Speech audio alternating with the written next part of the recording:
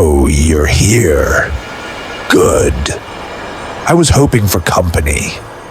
You see, I've got stories, dark ones, chilling ones, the kind that keep you up at night. Mythical creatures, curses, horrors you can't escape. Shall we begin? Don't worry, I won't bite. Much. Alan was a fresh college graduate, ambitiously arriving in Los Angeles to chase his dreams. However, strapped for cash, he had no choice but to find a cheap rental through an agent. The agent, Mary, was a middle-aged woman with a constant smile plastered on her face. She informed Alan about a rental property with a very low price, but mentioned it had some unusual terms. Special? Alan asked curiously, wondering if it might involve leaky ceilings or a rodent problem. Mary laughed it off. Oh, nothing major. It's just that previous tenants were a bit superstitious and said some odd things. Don't worry. This place has great transportation access, excellent amenities, and it's a steal compared to other places.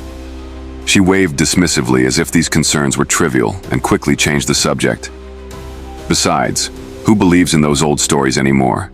You're young. You won't mind, right? Alan was a little puzzled, but decided to agree, focusing on the money he'd save. A few minutes later, he followed Mary to the rental property.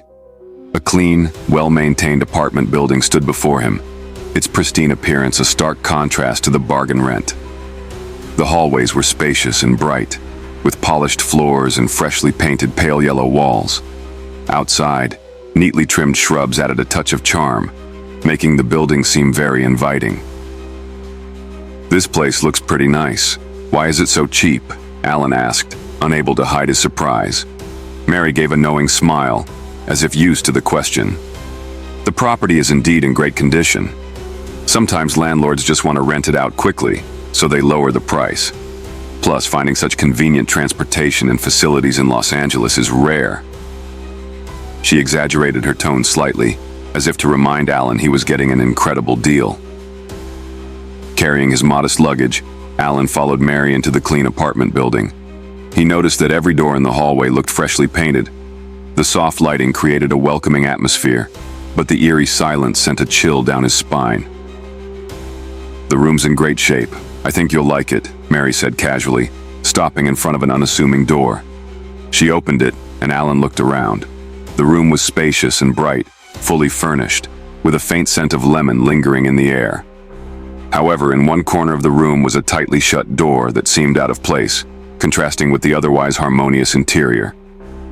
Mary noticed his gaze and quickly explained with a smile, "That door is off limits. It's the landlord's private storage.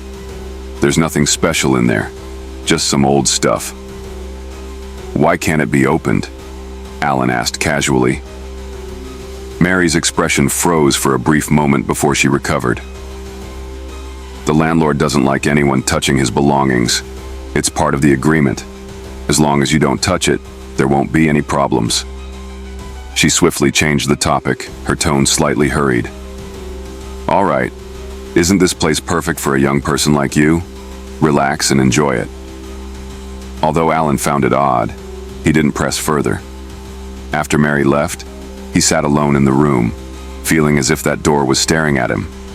The refreshing lemon scent gradually faded, replaced by a damp, musty smell. He looked around and thought, "For this price, the conditions are great. I'll save a lot on rent."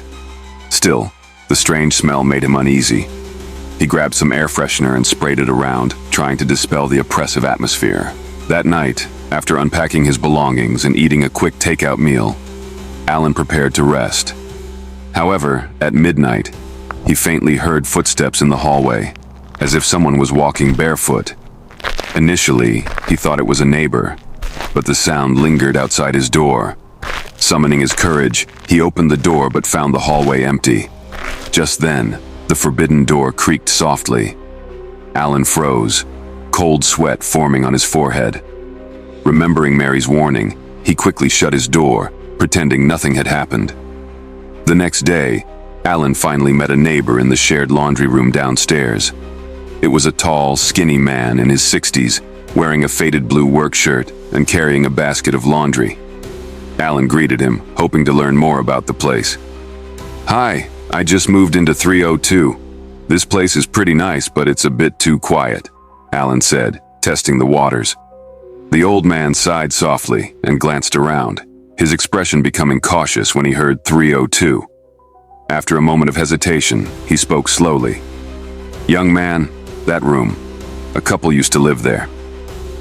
The man had a lot of debt and was driven to desperation by creditors. He hanged himself in that room. Ever since, that place hasn't been quite right. "What do you mean by not quite right?" Alan pressed. The old man frowned, lowering his voice. "At night, people hear someone talking like they're crying. Sometimes there's a smell of burning rope. Tenants either move out quickly or..."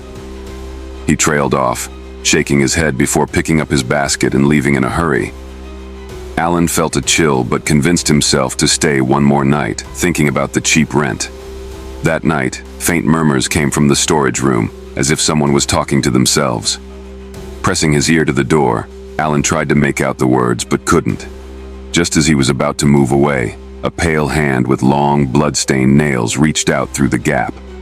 Alan screamed, retreating to his room. He curled up in a corner, shivering until dawn.